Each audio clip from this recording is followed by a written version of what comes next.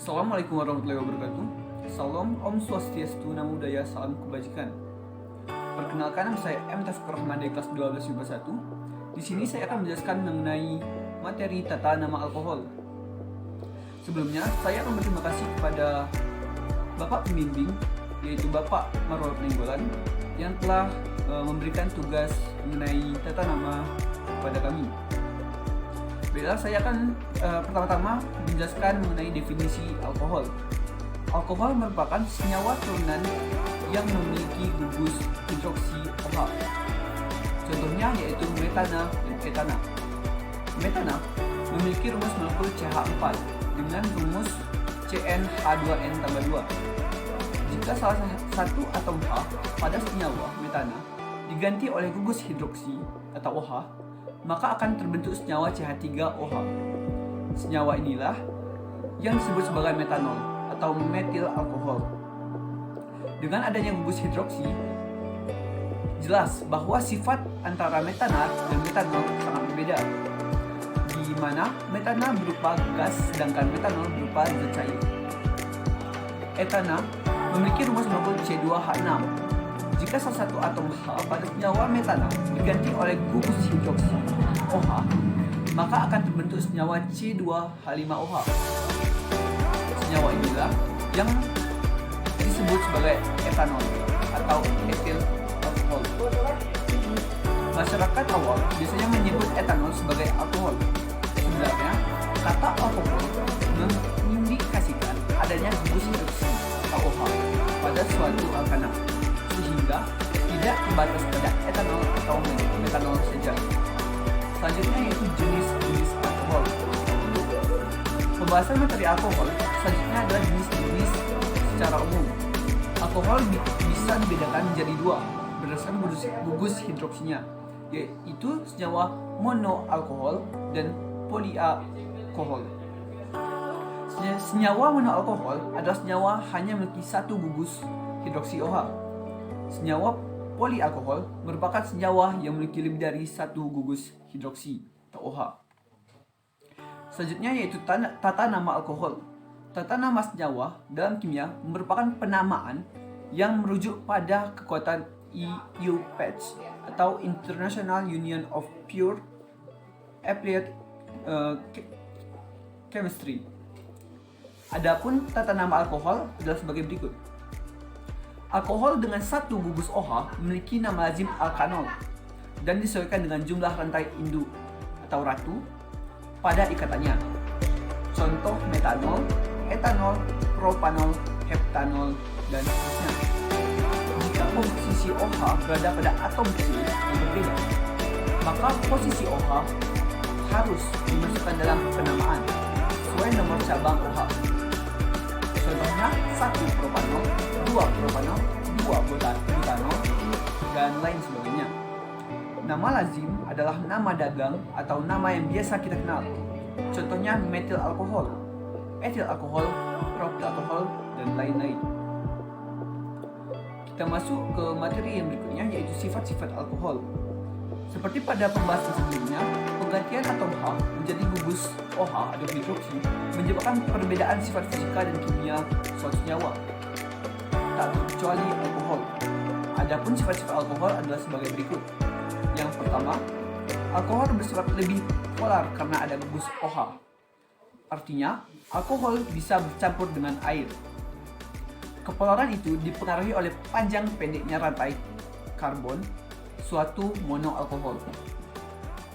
Semakin panjang rantai karbon, semakin menurun kelarutan atau kepolarannya. Titik didih alkohol lebih tinggi daripada turunan alkana lain, seperti ether. Hal itu karena alkohol memiliki ikatan hidrogen antar molekulnya. Titik didih tersebut bisa meningkat seiring peningkatan jumlah atom C pada rantainya. Dan juga alkohol dapat bereaksi pada logam aktif seperti Na dan K, natrium dan kalsium, membentuk senyawa alkoksida logam. Reaksi tersebut disertai pelepasan gas hidrogen. Yang berikutnya itu reaksi alkohol.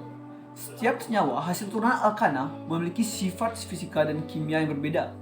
Hal itu juga berpengaruh pada reaksi-reaksi kimia yang bisa terjadi pada senyawa tersebut. Adapun reaksi yang bisa terjadi pada alkohol adalah sebagai berikut.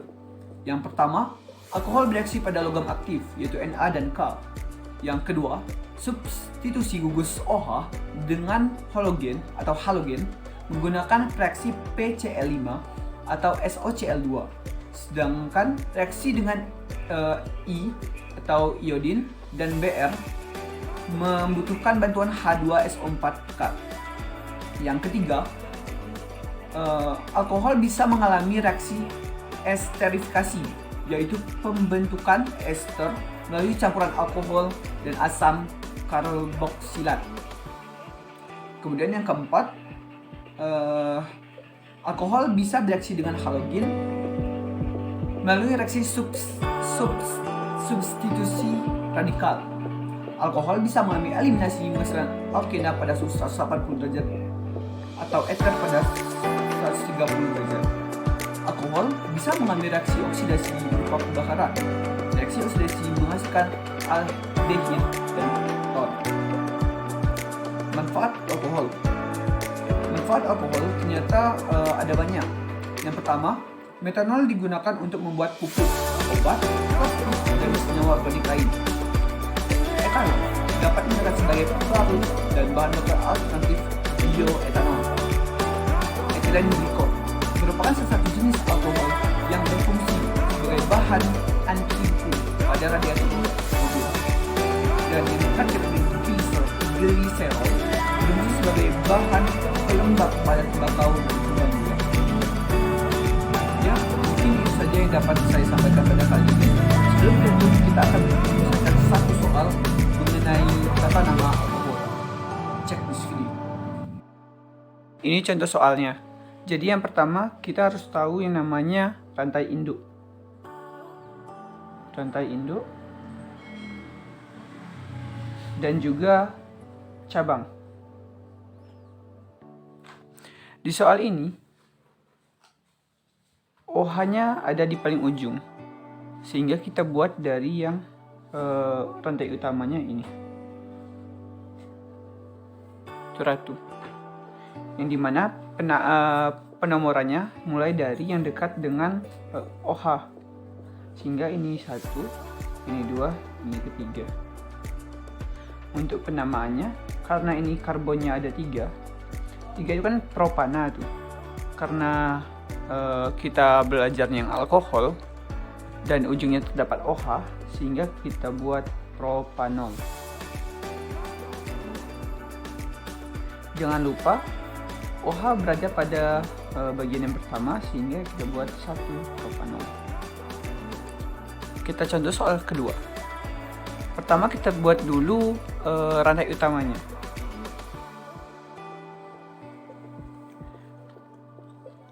OH berada pada bagian yang kedua, karena walaupun dari kiri ataupun dari kanan dia tetap yang kedua. Misalkan dari kiri, 1, 2, 3. Namanya hampir mirip, namun untuk penomorannya dia yang kedua. Propanol.